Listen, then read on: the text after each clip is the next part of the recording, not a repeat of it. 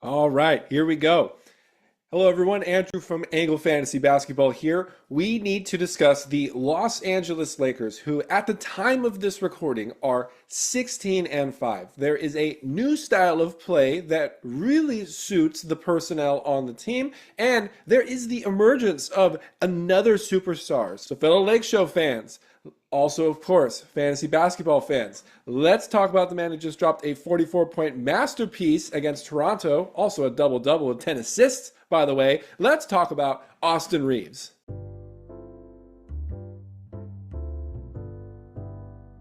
Have the Lakers made a new superstar for the actual team and for fantasy basketball, which of course we need to discuss that. This is a fantasy basketball channel after all. This journey for Reaves is, unprecedented at this point, going from an undrafted player, starting on a two-way contract, getting recognized by LeBron in training camp, getting elevated to a full contract before he even plays a single game for the Lakers, and just what a deal that's turned out to be. We will discuss what the Lakers are doing to really elevate Reaves' style of play. And of course, we are going to discuss what his impact is like right now in fantasy basketball. Let's take a look. So as we can see here, a really big efficiency jump, going up almost 6% from last year. True shooting percentage also climbs about 6% from last year. Three-point volume and accuracy is actually not better than last year, is dipped a bit. But the reason why the scoring is up and the efficiency is up is because of the rim finishing improvement. He's converting at a higher clip from inside, near 60%, making drives more reliable part of his game in general.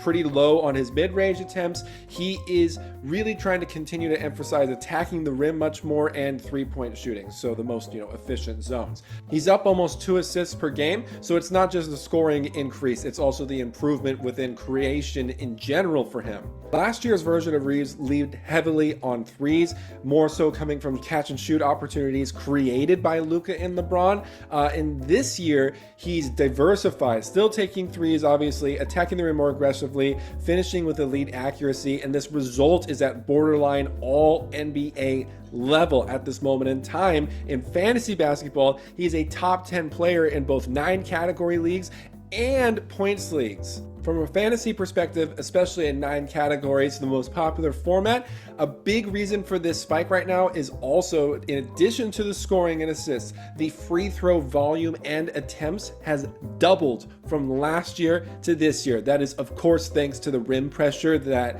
Austin is applying this season. This also goes to show how really not that important threes are in the 9 category setting. A dip in that area for Reaves, accompanied by still improved scoring, efficiency, assists, free throw rate, and efficiency from the free throw line has skyrocketed his rank, as opposed to if he added, 1 or 2 more three-pointers per game like he did last year from the year prior as well. Coincidentally, the Lakers as a whole are one of the worst three-point shooting teams in the NBA. Despite being 16 and 5, that rate has gotten down for both Luka Doncic and Austin Reaves respectively, but they are both creating so much offense. They are actually the highest scoring duo in the NBA right now.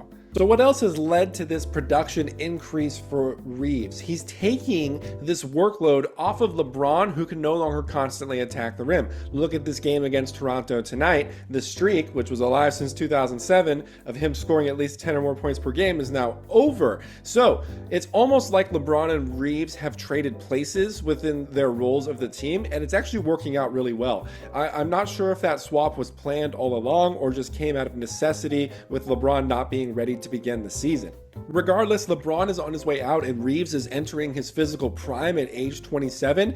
You could expect 4 to 5 more years of this if the Lakers choose to stick with the dynamic duo of Reaves and Luka moving forward for the franchise. The team actually went 10 and 4 without LeBron. As recent as last year, we absolutely needed peak LeBron to go anywhere. Even AD could drop 40 points in a game last year, and we'd still lose if LeBron wasn't playing well or at all that night. LeBron finally gets to be more of a playmaker and less relied upon to carry a heavy offensive burden. And I'm sure he's totally happy with this type of role too. It's working out well, like I said, and he's also probably going to be one of the best role players in the NBA. Even though he didn't keep the double-digit point streak alive tonight, he did have double-digit assists tonight. So that's why bringing him back into the fold recently went so smoothly, because he has really embraced this reduced role. You didn't really notice any hiccups at all with the Lakers' rotation and offensive game plan once LeBron was reintroduced. Lakers fans can feel even more confident that there appears to be a very clear plan now forming for the post-LeBron era, especially with LeBron and Reaves being out of contract next year, and of course Reaves clearly deserving of an extension and a pay raise. But this has created a very ideal scenario for Los Angeles, where LeBron's $52 million salary comes off the books just in time for a Reaves contract extension and potentially a DeAndre Ayton contract extension. We'll talk about him maybe in a different video. But again, Luka and Reaves, highest scoring duo in the league. Tons of obviously fantasy and dynasty production coming from those two. And speaking of dynasty basketball, obviously we know Reaves is performing at a top 10 level right now in redraft and points leagues. We just finished our newest Points League Dynasty rank update. We have not done one released to the public yet. This would be our first one. And I can give you a spoiler alert that Reaves is in the top 30 for that one. And then for our next 9 category update, we'll see. Maybe top 35, top 25, top 30. The usage bump, the elite scoring, just the overall new role that he has, the chemistry that he has with Luka, the trust that Coach Redick has in him, all signs are pointing upwards for Austin Reaves. If you got him recently in Dynasty, or if you drafted him in redraft this year, I mean, we're getting first round production out of somebody you likely got in the 4th or 5th round. So enjoy it. This is probably going to be a really, really good breakout season for him. This hopefully should continue, especially because the Lakers are really successful right now. Even tonight without Luka, Reaves was able to step up and get the job done. So big contract extension hopefully incoming, really will secure top 35 at the least dynasty value for him moving forward. And let's see if this top 10 valuation in redraft sticks. Maybe it'll go down to top 25, but that's still a really big improvement from last year. So let me know down below. Answer this question for me. Do you think Austin Reaves has potential to be the best undrafted player of all time? Thank you for watching. We'll see you next time.